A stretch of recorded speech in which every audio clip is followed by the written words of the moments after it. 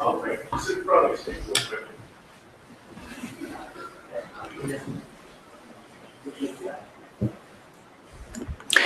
Okay, good evening.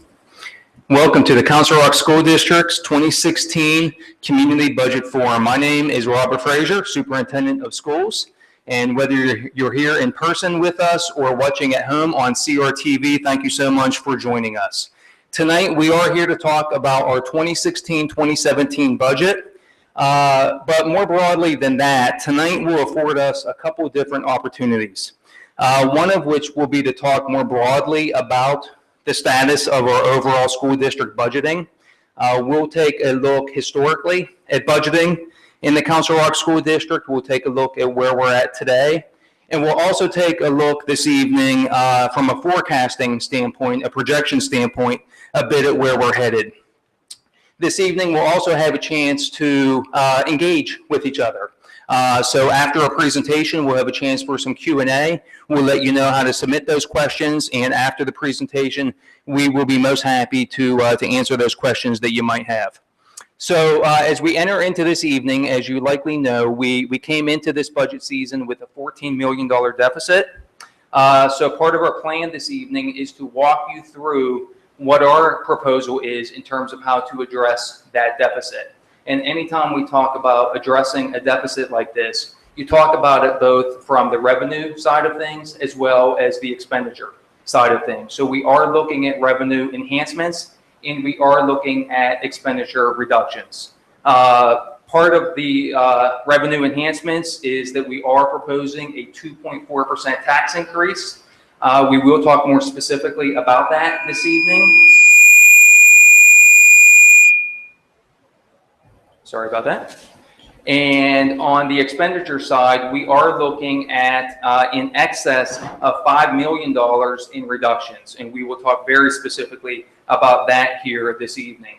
Now, the good news that we want to point out right off the bat is that we are talking, in spite of looking at over $5 million worth of reductions, at the elimination of no programs. So any programs that exist today will also exist in the 2016-2017 school year. So that is very good news indeed.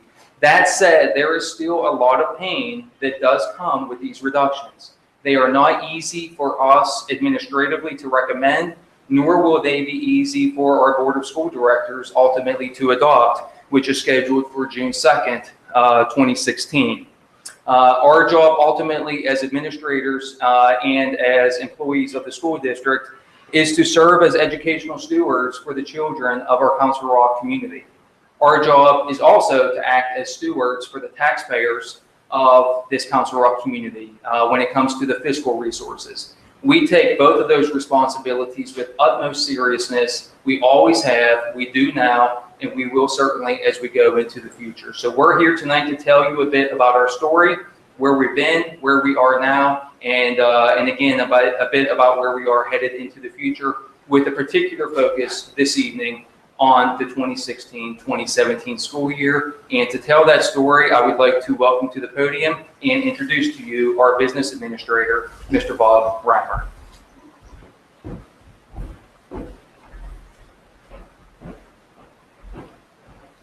Thank you and good evening this evening. This is our fourth annual, I would say, budget forum, and we've had different levels of participation in the past. It seems a little light tonight, but if you're on TV, you can definitely get and communicate with us, and we'll talk about that. Tonight's agenda is up on the screen. I would like to say that we're going to start with a historic perspective. If you remember, back in 2011-12, we had a similar deficit of $14.2 million. And we're going to go from that point forward and say what has occurred over the 4 years between the deficit we had at that point and where we are today. Once we review that, we're then going to compare the 2015, the current budget that we're in right now, to the first draft of the 16-17 budget.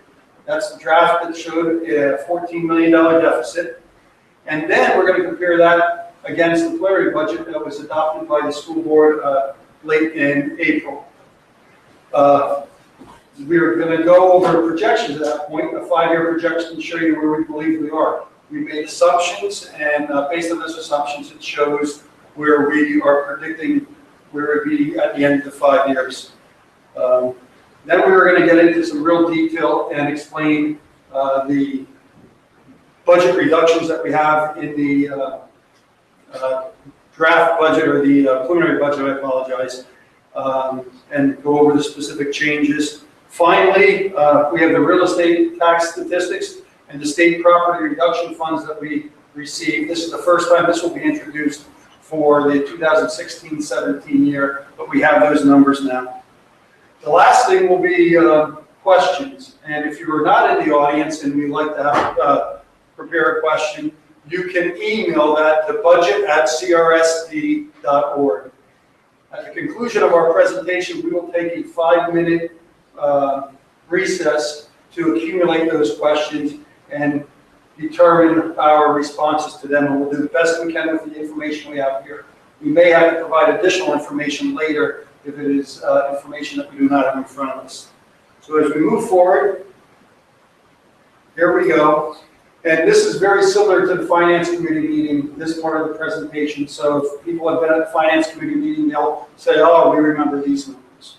But you will see 2011-12, in that year, we reduced the budget around $9 million, I believe, something such as that, and actually reduced staff by about 60 staff members. The results of that was $194 million in revenues and $198 million in expenditures. Traditionally, the board does budget a use of fund balance each year. This has been done mainly because of the conservative nature of the budget. We hope to have surpluses that are generated out of very minor variances in our revenues and our expenditures. And of course, we're always trying to stay on the positive side of that. It's very difficult if you get onto the negative side of that, we would have adverse problems. So it's one of those pendulums you got to work on, and you want to stay in the middle as much as you can. 2015-16 budget is the current budget that we're in now. Our revenues from 2011-12 to 2015-16 went up $19.3 million, while our expenditures went up $21.8 million. You can see the mismatch of revenues to expenditures of $2.5 billion over that period of time. That equates to no longer using $4 million of fund balance, but in this budget we're using almost $6.5 million of fund balance, and we're going to explain the causes of that on each side of this. First of all, the revenues. You will see the biggest revenue that we received is $9.5 million increase in state revenue that we get to support the retirement contributions we make. If you are aware, the state pays 50% of the total contribution we make, so they are required to increase the revenue as our expenditures go up. I believe the retirement rate went from, I think, 8.5% to 25.93% in this year. So that's why that amount has increased.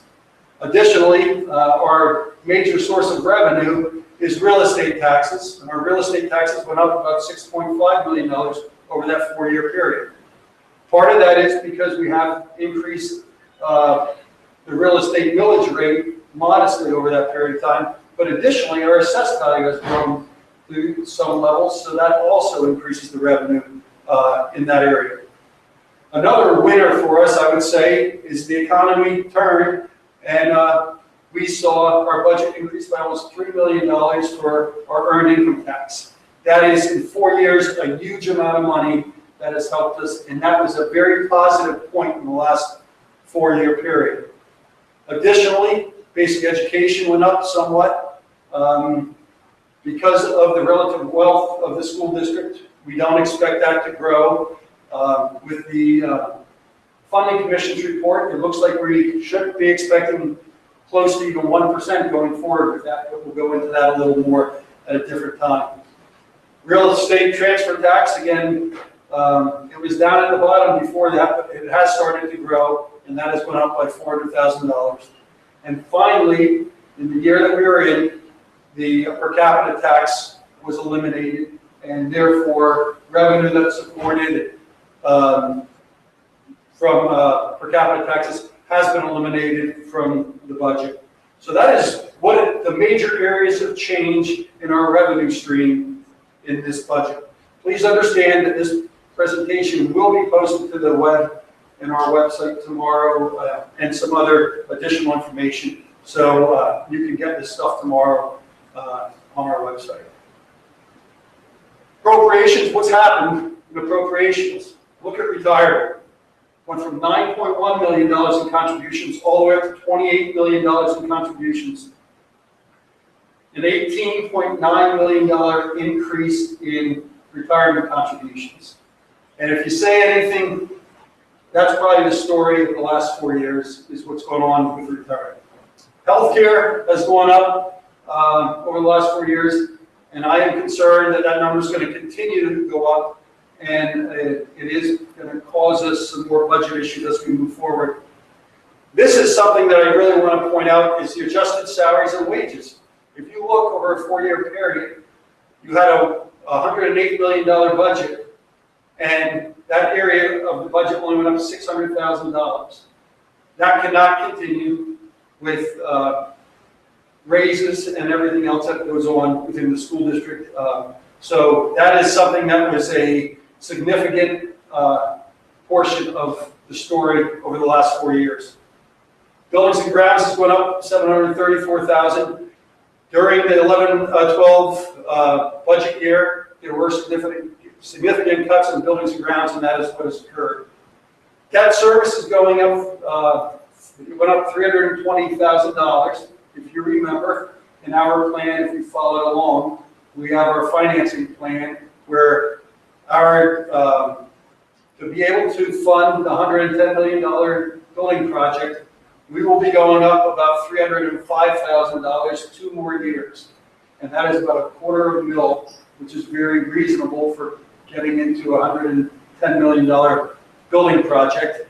We've worked on that many years in regard to using refinancings to prepare us for this, and structuring our debt the way we have, so that it has allowed us to make it as economical as possible within the budget. Again, I would not say that's a big story in this year, this 4-year period. You can see the numbers that dwarf the debt service area. Another thing that we've done is we made our budget a little tighter, because in the past, when we started, we had a budgetary reserve of $1 million. The budgetary reserve is maintained for contingencies, unknown factors that you go into a budgetary year in case things happen. We are able to move money that was undesignated into areas to make expenditures. Because of the tough nature of this 4-year period with the retirement, we ended up taking that out. It makes our budget a little tighter than it had been in the past. Now what I want to show you is we're going from the 2015-16 budget, which is the budget right here, and now we're going to show you what has happened from the ending budget in this history to what we are looking at currently. So the 2015-16 budget are the same numbers we just spoke about. The 2016-17 budget, this is the first draft, and this is where we had the deficit growing from $6.5 million to $14 million. This area did not include a tax increase, and it had staffing that we will go over a little later in here. The preliminary budget, after all the adjustments that we made with the help of the administration, a broad view of the administration, we have now been able to increase revenues, and I'll go over what we've done there, all the way down, and we have decreased expenditures so that the $14 million deficit as we stand today is, and what the preliminary budget shows, is a deficit of $5.2 million. Much, much closer to the $4 million that we started with. Additionally, we have not considered the retirements for this year in this area. We usually, or we do, look at about 25 retirements each year. I estimate the savings to be $1.3 million of additional savings in our expenditures here. So that number now is getting around $4 million of a deficit where we were beginning this process. So it's much more manageable from where we began. So this is showing the story. Right now, we have 16 retirements that affect this budget, just over $800,000 of savings. So we're looking for another $500,000 of savings, and we do believe there's going to be additional retirements.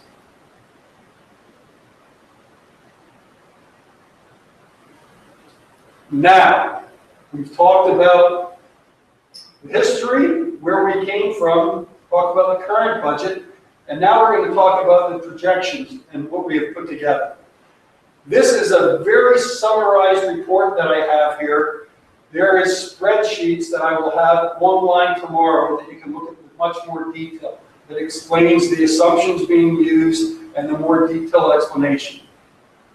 I did go over that at a finance committee meeting, and if you all remember, I had to go into Excel and it was all scattered and everything.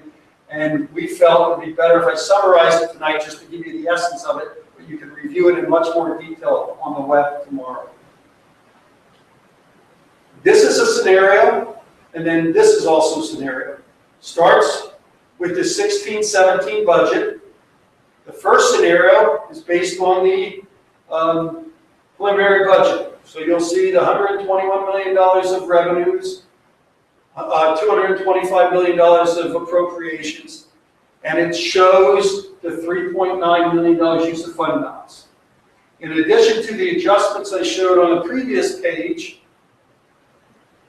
that come to the 5.2, I've already adjusted just over 1.3 in retirements in this scenario. So this is where I am expecting our budget to come in should we not make any other changes and we get a full tax increase. So showing that, we're showing that if our budget came in exactly the way we budgeted for, we would use $3.9 million of fund balance. Additionally, each year we move $3 million from the general fund to the capital reserve fund for our summer projects. So therefore, in this year, we'd be using almost $7 million of fund balance. Estimated fund balance I am showing right now, we have 29.5. I am showing that we're going to use about $5 million, as I show there, at the end of this year. So should you take the 6.9 million use of fund balance, beginning fund balance, you come to an ending fund balance of $17.6 million.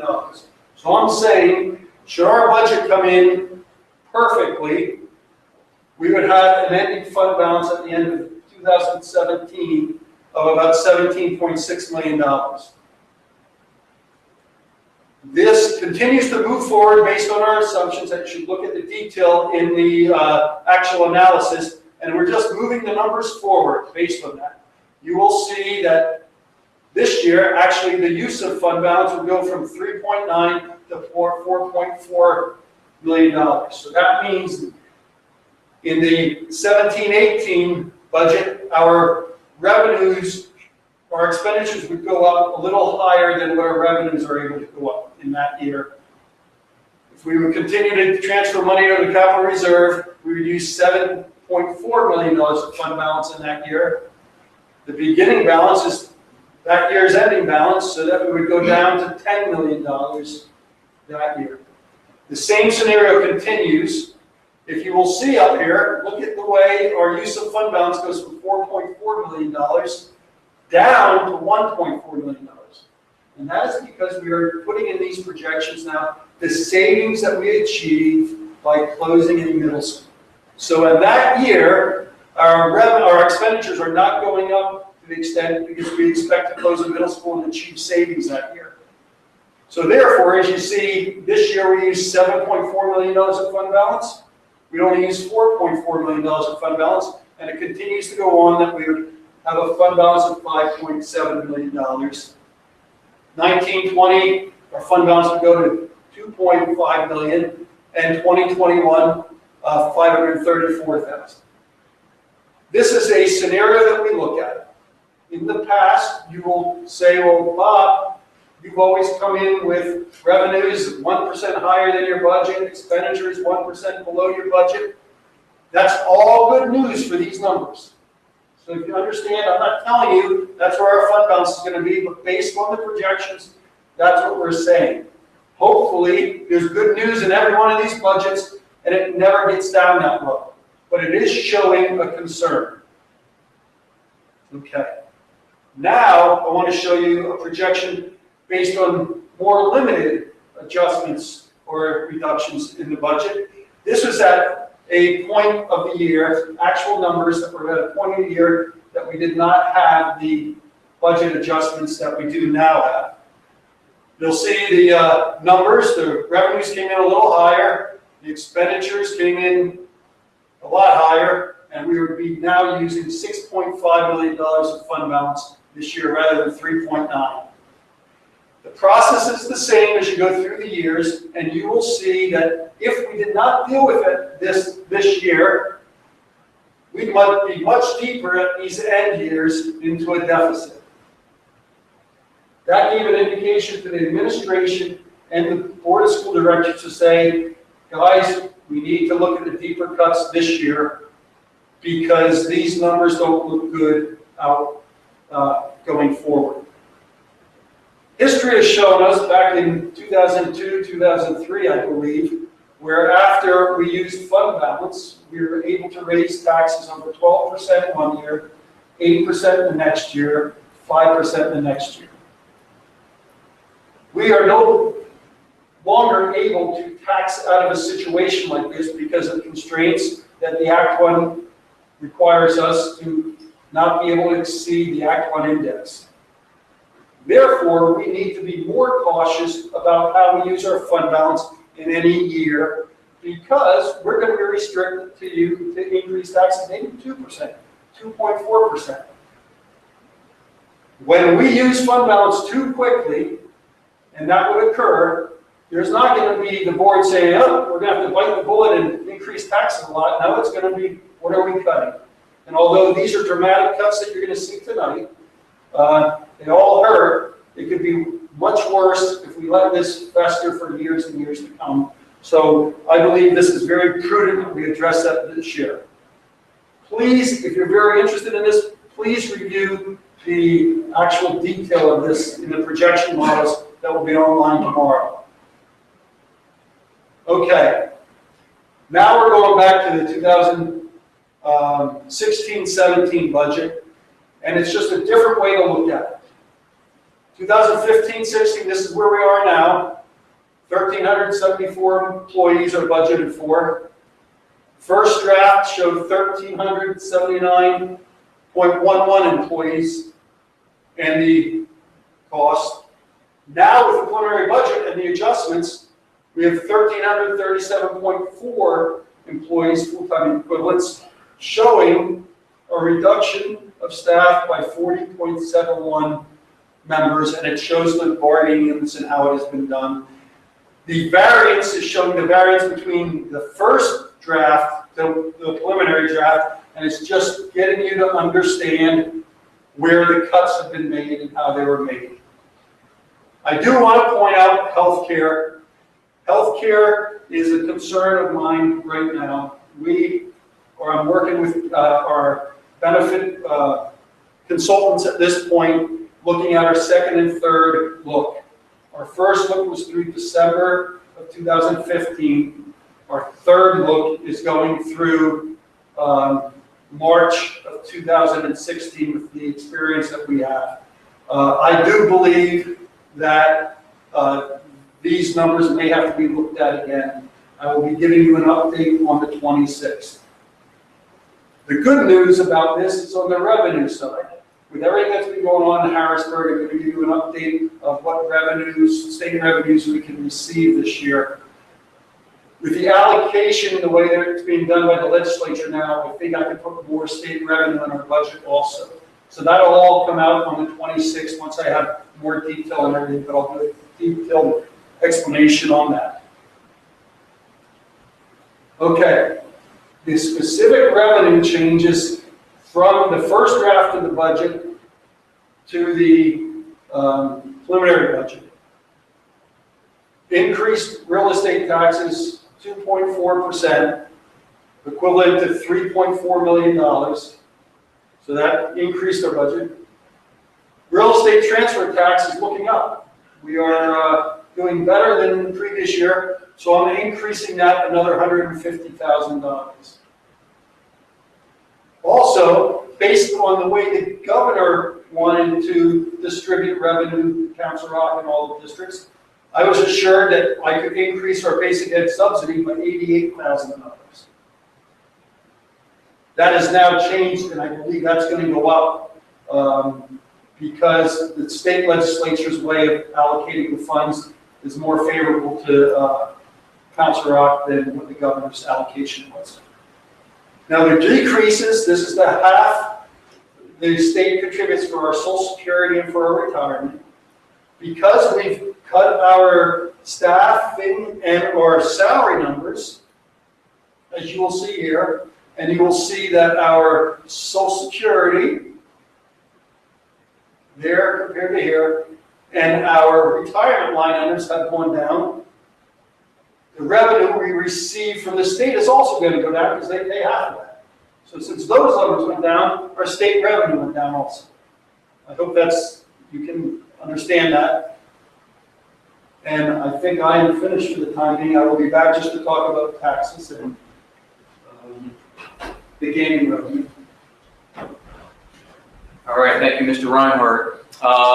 So now with this presentation, what we're going to do is transition into a series of slides as will be presented by our various cabinet members. They're all here this evening. As they come up, they'll each introduce themselves, what their name is and what their title is, and go through the itemized reductions that we're looking at. As you can see, the total of these reductions equal in excess of $5 million.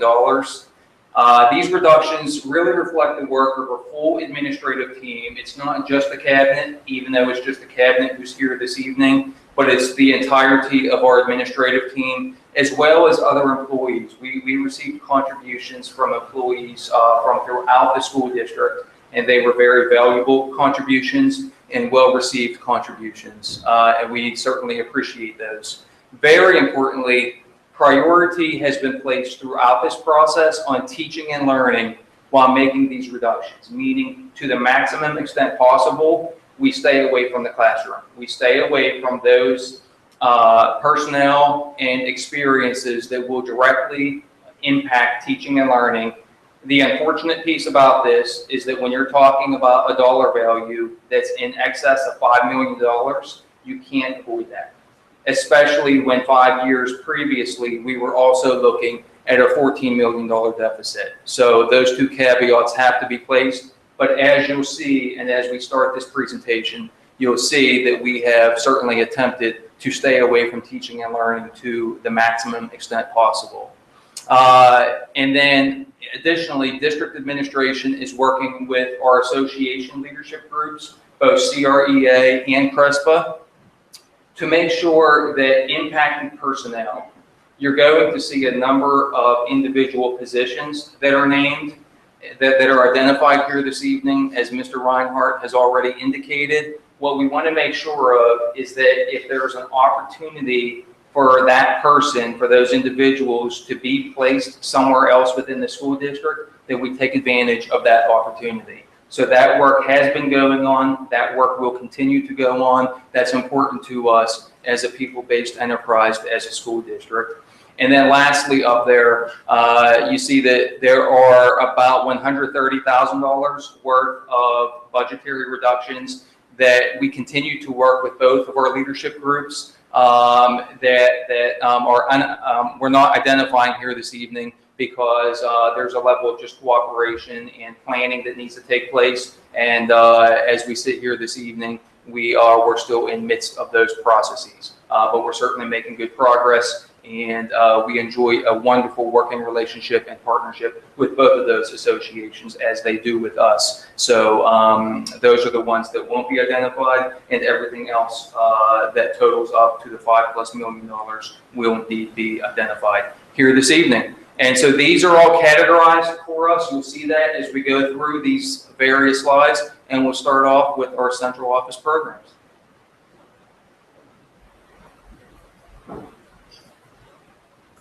The first item that you see there, recently we had the resignation of one of our current special education supervisors, so that position will not be filled, and the responsibilities that that person now holds, we will be kind of reshuffling and realigning how we're providing those, who's handling those responsibilities amongst the other supervisors and myself. Thank you, Dr. Lambert, much appreciated.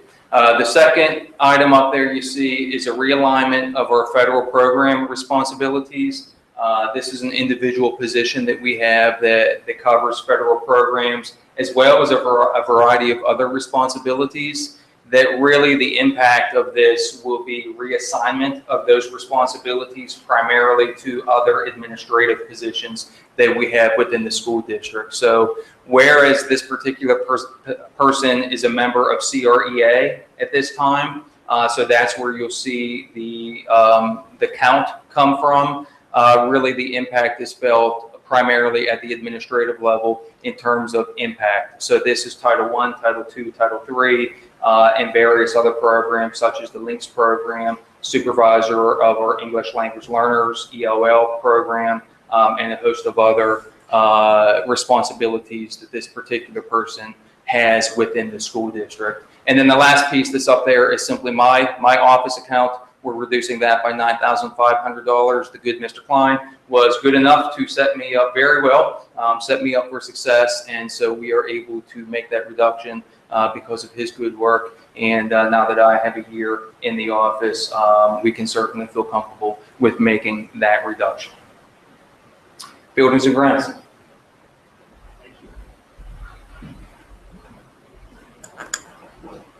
So since the Sandy Hook incident, as with many districts, security was enhanced in our facilities. So this item is not to reduce or eliminate security in any way, but to reduce percentage of camera replacements throughout the district each year. We will still maintain the systems, but this is a slight reduction in the camera replacement. Service contract efficiencies, we have about 30 service contracts or so. This is a minimal impact across the board to service contracts, but we will reduce them slightly. It will not have an impact on how we maintain the facilities.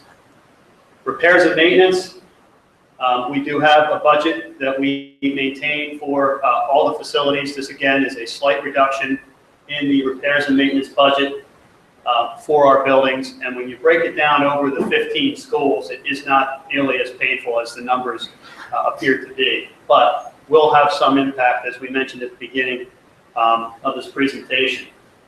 Equipment is a little bit bigger. It's a number that we have allocated for vehicular replacement each year. We actually have a spreadsheet, a summary of our vehicles for the district, our maintenance vehicles, snow plows, etc.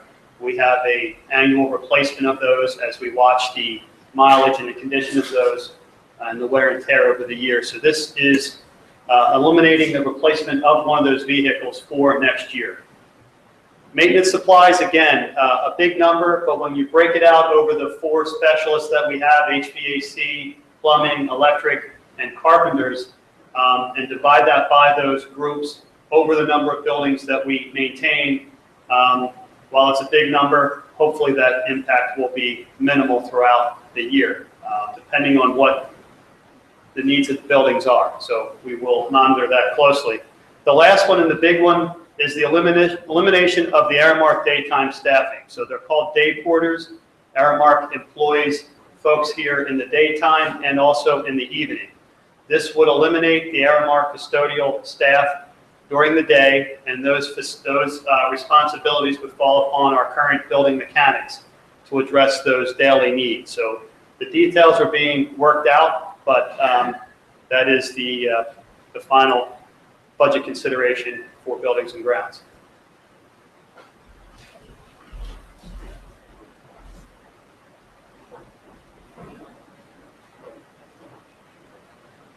Technology, instructional software repairs and library software. This money has been in the budget for the last several years. We have not used it. It's been used to stopgap measure for during the middle of the year if we need to purchase software across the district or across the particular building. We have not used it in the last 7 or 8 years, so we finally decided to remove it from the budget. Equipment purchases, we're reducing that by approximately $400,000. We'll move our recycles from 4 years to 5 years. As far as the PCs go, we'll stop purchasing laptops and start purchasing Chromebooks. Significant savings there. And we're also evaluating less expensive equipment to service the same type of needs that we're currently fulfilling. And then the administrative technology reduction of $14,000. That was an increase to the data services group this year. And after carefully discussing with them, they removed it back out of the budget.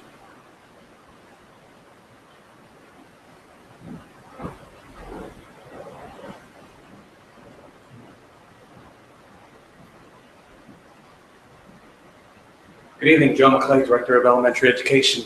The reductions in elementary education I'm going to discuss along with Dr. Lambert. The first one has to do with 2 full-time classroom teachers. Our enrollment numbers at the elementary level for next year are lower than what we have this year. This is just a natural artifact of that. Given that our enrollment is open until June 30th, allow for increased amount of sections, this is just an anticipated number. It could change to be up 1, up 2, or we could be down 2 as well.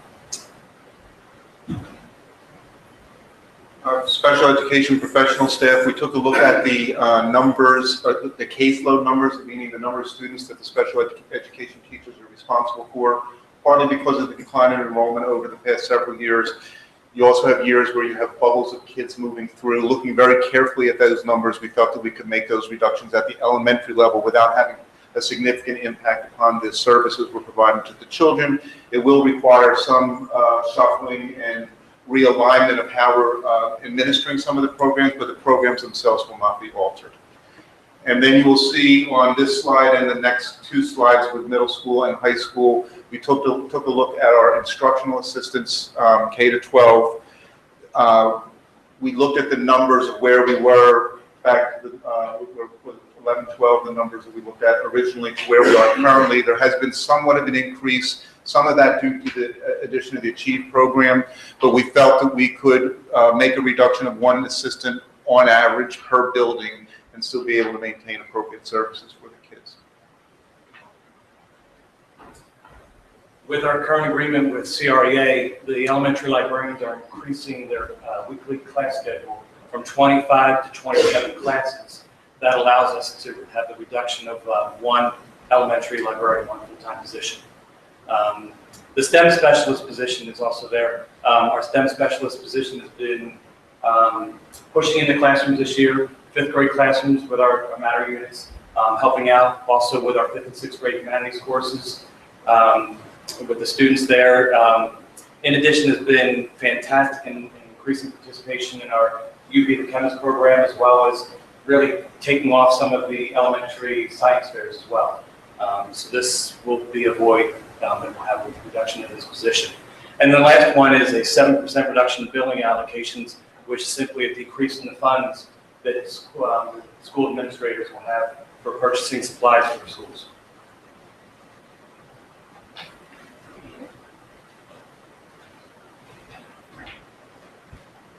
Ferric, Director of Secondary Education. In the middle school program, we're going to be able to reduce a staff member by a 1.0 position. This is due, we're accelerating this due to what has been a gradual decline in the enrollment in middle school.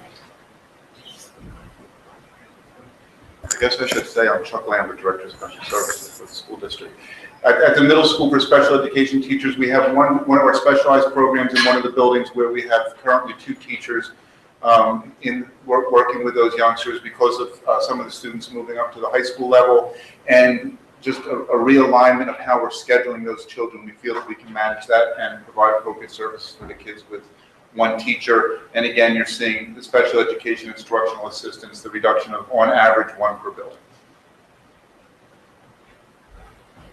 And like the elementary school, there's a 7% reduction in the building allocations that will result in a change in the supplies, equipment, and other materials that support the programs.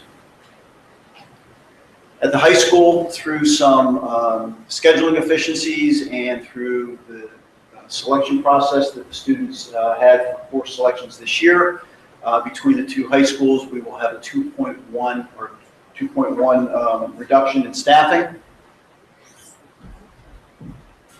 And similarly with the special education staff, we looked very, very carefully at each and every section that we offer, and we're able to make some combinations of sections, increasing the class sizes slightly in those sections between the two buildings, resulting in a reduction in 1.3 staff. And again, the special education instructional assistants, on average, 1 per building. At the high schools, we will be reducing the equivalent of 1.44 FTE. This is really based on a reduction of hours for a number of different positions. Most of this is supervision over the lunchtime periods, and that supervision will be picked up by current monitors as well as some administrators. After school detention offerings is an EDRPP savings. The high schools will consolidate the days and hours so that we will reduce the number of times that we offer after school detention at the high schools. Like the elementary and middle school, again, a 7% reduction in the building allocation.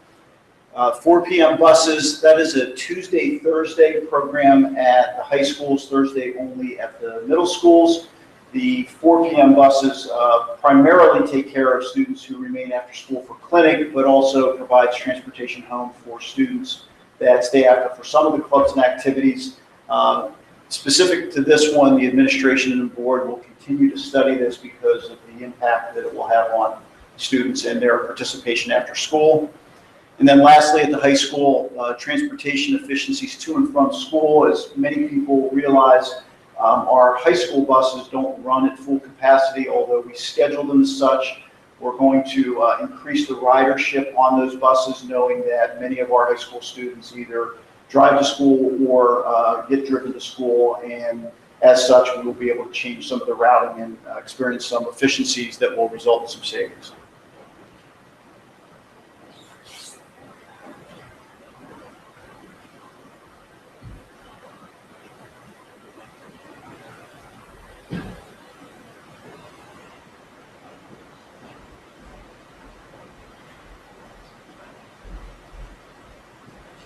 And here, in terms of a broader-based education lens here, this first one is a reduction in the number of clerical aides that we have in the school district. You see that's a 6.0 full-time equivalency. This is really an artifact of our association agreement with our professional association, which calls for 1 clerical aide for every 400 students. And right now, if you do that analysis, we actually have more than that in our schools overall. So the math works out to a reduction of 6.0 across the school district. So we're working hard on this particular piece because simply doing the math and making it work for buildings doesn't always work out exactly the same. So this is the exercise under which we are currently going. But the math does call for a 6.0 reduction. And this is where we're at with this one. And again, it is an artifact of the contract that calls for 1 clerical aide for every 400 students in each individual building.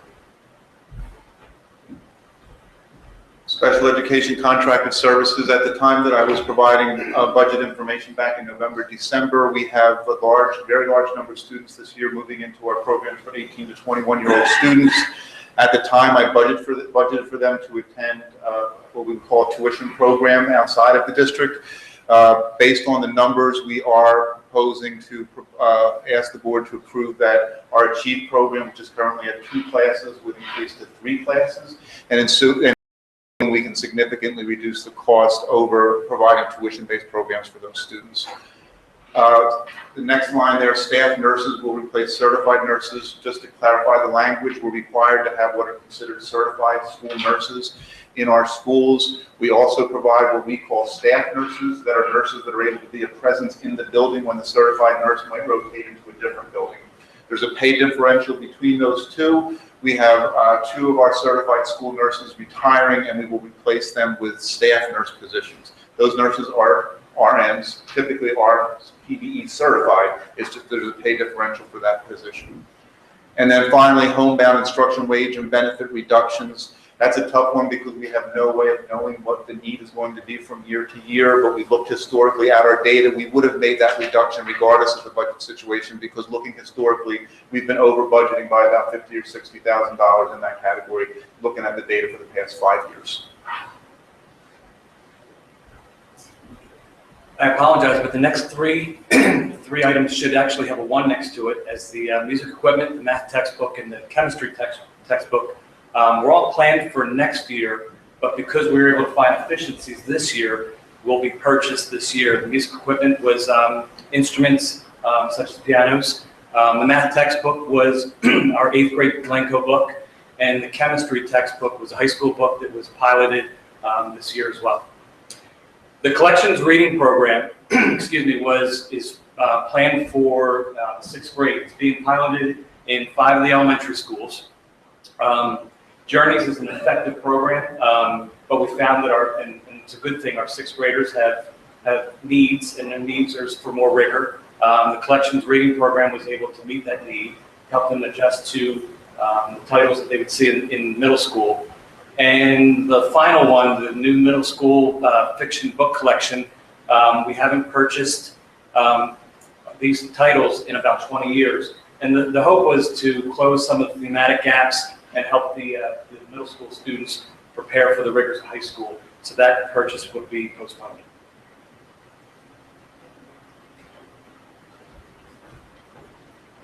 There's some additional adjustments and reductions at the extracurricular activity level, and the first one was an additional sum of money that was budgeted into the athletic budget, so that was reduced to bring it back down to the current 15-16 level.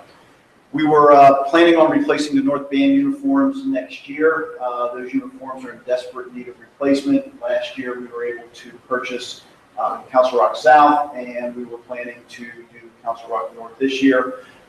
Because of the need for next year's reductions, we found some efficiencies. In addition, I would like to say through the good work at the folks at North, they were able to actually reduce this total and bring in the number about a third less than what you see here.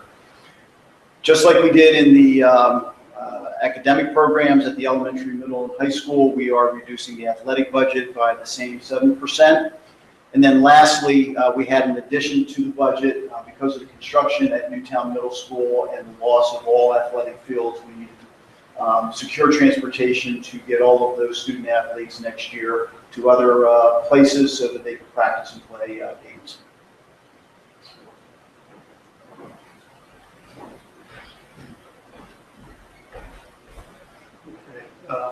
We're now going to switch gears a little bit here, and now we're going back to the revenue side. Each year we get an allocation from gaming revenue to support the homestead, farmstead reduction to homeowners. I'm going to explain that for tonight. We are expecting to receive plus of about $5.5 million. That includes revenue that we're going to get next year from gaming, and also any carryover that we held from last year that did not come out of the gaming revenue, which might have been $20,000. So the combination of all of that is $5.5 million.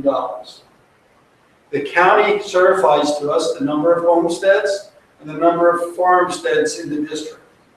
So all in all, we have 20,176 homesteads and farmsteads. The calculation is to divide the amount of revenue by the amount of homesteads and farmsteads to get the amount of the tax reduction for each home. Please understand that it is not the value of the home. Everyone gets the same amount of rebate. Therefore, for a home that is assessed at a low value, it's a much higher percentage of their tax liability than a home that's at a higher value. And I'll show that a little more in the next slide.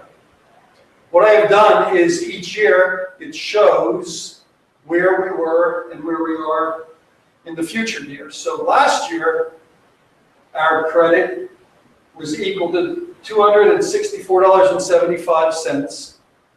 This year it is going up to $273.82. Therefore, you're going to get a higher credit than last year, so automatically, if there was no tax increase, your tax bill would go down by $9.07 because you're getting a greater credit. Okay? So that's the information on this slide. Finally, in correspondence with the last board meeting, I am showing assessed values. The increase in millage rate, which is equivalent to 2.4%. That's the gross tax increase for a property that has an assessed value of $30,000, a property that has assessed value of $100,000, and you can see the differences.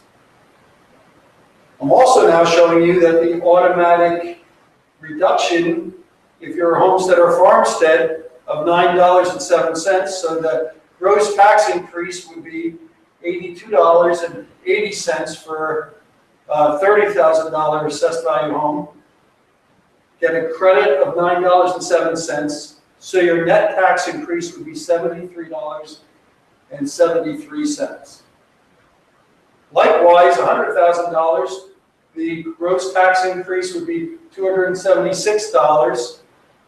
Again, it doesn't matter about the size of the property or the value of the property, you're going to get an extra credit of $9.07, and therefore, for home assessed at $100,000, their tax increase would be $266.93. That is the extent of our prepared presentation for this evening. We will now take a 5-minute recess, and people that are in the audience, please write out your questions and give us the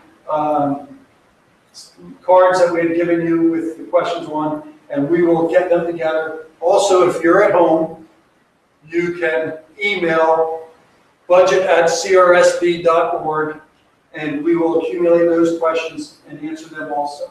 So we will be back around 7:30. Thank you, Mr. Grell.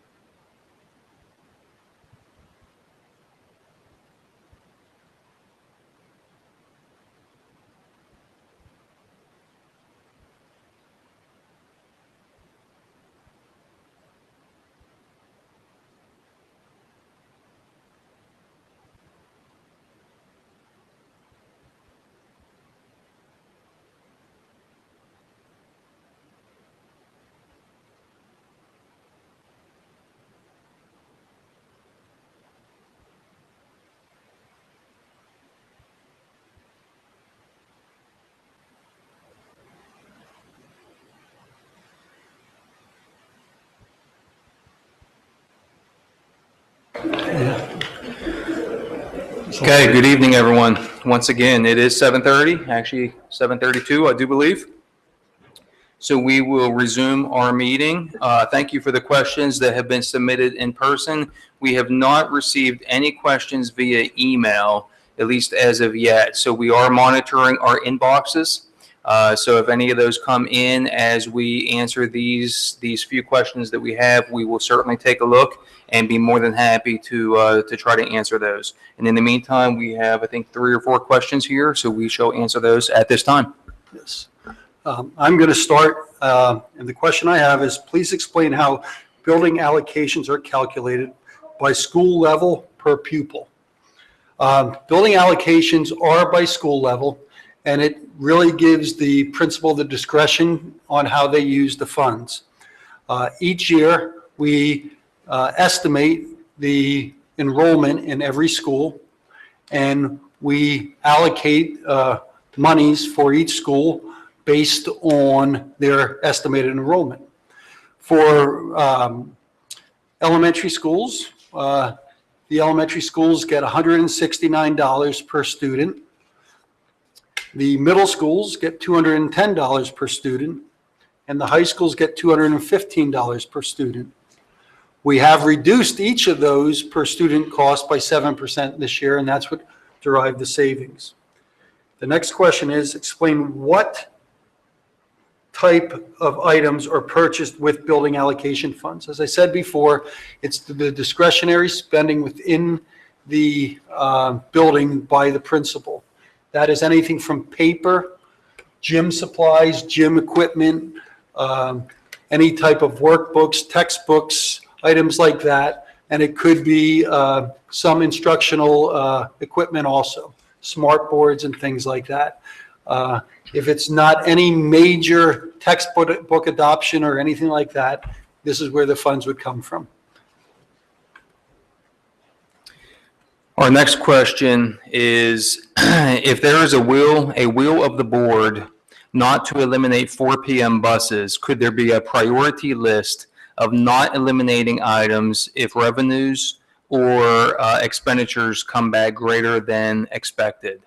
I'll go back to answer this question to the words of Mr. Desko when he explained this one. If you recall, he added a caveat to this one, which was that both the administration and the board both possess a desire to study this one further. We want to make sure that we understand what the impact exactly is of this one. We recognize that there are a number of students who use this service at both the high school level as well as some at the middle level. What we don't know, because we do not currently possess the software to track it accurately, is exactly how many students and exactly for which purposes. We desire to know that information. So while we're not going to be able to do an exhaustive job of research in that regard within the next, say, 3 weeks before the budget has to be passed, we have been actively gathering information over the past month or so, and we will continue doing so for the next 3 weeks. The reason why Mr. Desko added that caveat is because there's a certain level of discomfort that I know I feel with this one. I know other cabinet members feel with this particular reduction, and I know that board members, some board members at least, also feel with this particular reduction. And don't get me wrong, there's discomfort with multiple reductions. But because this one hits at the heart of students and student opportunities for assistance after school, as well as participation in activities after school, this is a tough one in that regard. So it will be scrutinized by the board. It will also be scrutinized by the administration. So regardless of whether revenues or expenditures come back greater than expected, this is one that may the potential is there for it to come off the list before we get to June 2nd. Again, it's on everyone's radar. It's at the top of the radar for all of those aforementioned reasons, and it will continue certainly to be there. We want to make sure we do right by our students. That's for sure. Thank you. To answer this next question, I'm going to go back a few slides to discuss the question so that we can look at the data as I review it.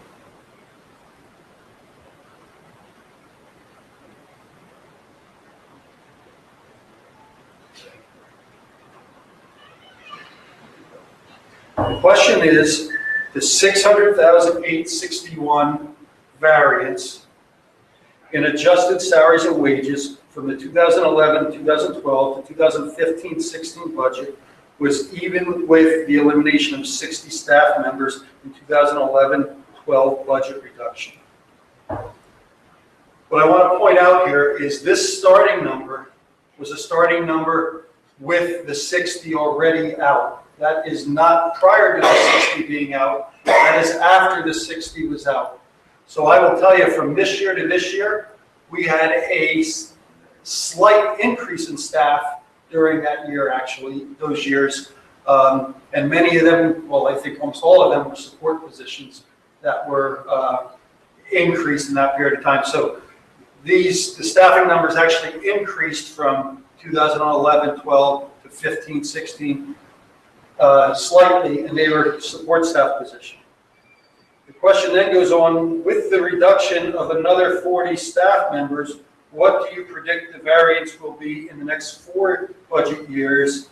That is it a matter of using a multiplier of 66 to 66%, assuming all else remains the same?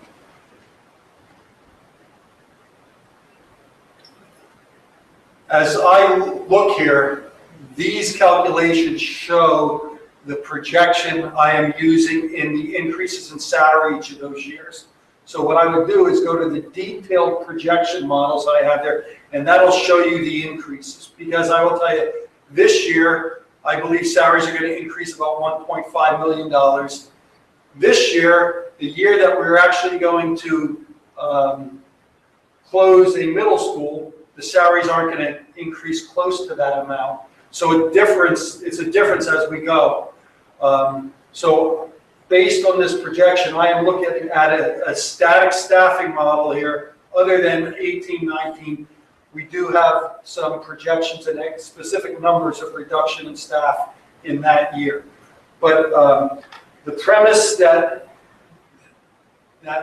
this number showed a decrease of staff members is just not the proper premise, all right? Our numbers went up a little because this already had cuts in that staff. You got that? I think that's the last question that we received tonight. I think it is as well, and I'm also not seeing any others coming in via email. So with that said, I would like to thank everyone for being here this evening. Those of you who were able to come out and make it in person. Also thank those of you who are watching live on CRTV right now, while also certainly recognizing that many of you are busy right now and can't be doing either of the above, but certainly will find an opportunity at some other time to watch this. So we say hello to you and let you know that that email address, budget@crsd.org, again, budget@crsd.org. It is a live email address that was not just for this evening. So when you send those emails, they go to myself, they go to Mr. Reinhardt. We do actively monitor that email account. So send us your thoughts, send us your questions. You didn't miss that opportunity by not watching live this evening or being here live this evening. So we're more than happy to engage with you. That's what this evening was all about, but it's also what this whole process is about. And speaking of process, we do have Finance Committee meeting coming up on Thursday, May 26th. And then we have the board vote is scheduled for the 2016-2017 final budget adoption the following Thursday on June 2nd, 2016. So again, Finance Committee on Thursday, May 26th, and final budget adoption is set for Thursday, June 2nd. That's our schedule as of the time being. Again, thank you and have a wonderful evening.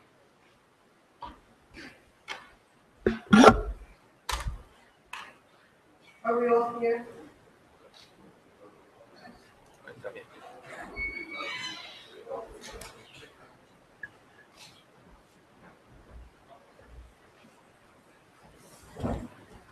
I have a question. The questions and answers